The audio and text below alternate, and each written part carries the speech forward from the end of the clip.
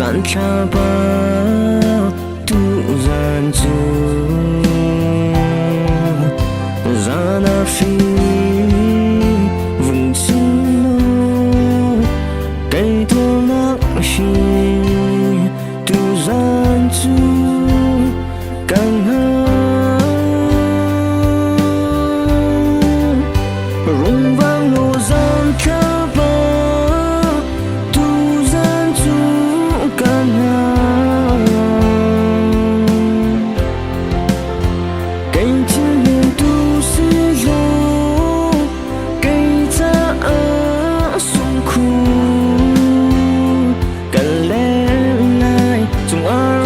xin khi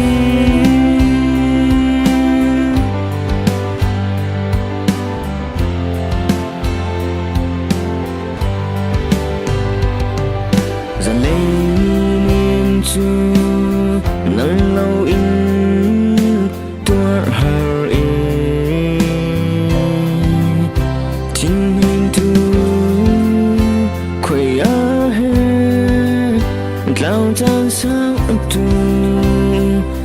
gian chu cây long rung vang lô gian khá ba tu gian chu can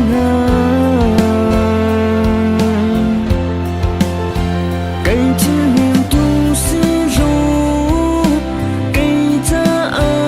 xuân khu cần lên our freezing key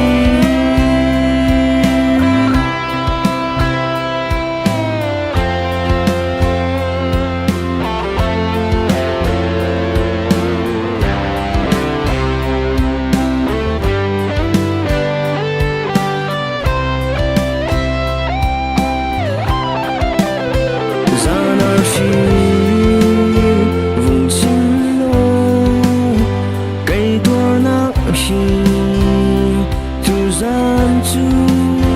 gian kha ba rung vang lô gian kha ba tu gian chu can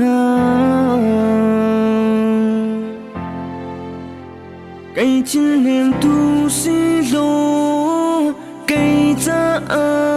sung khu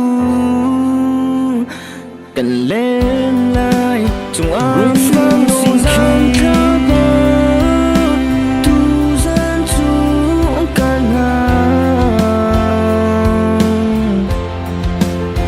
cây chín niềm tu si lô cây ta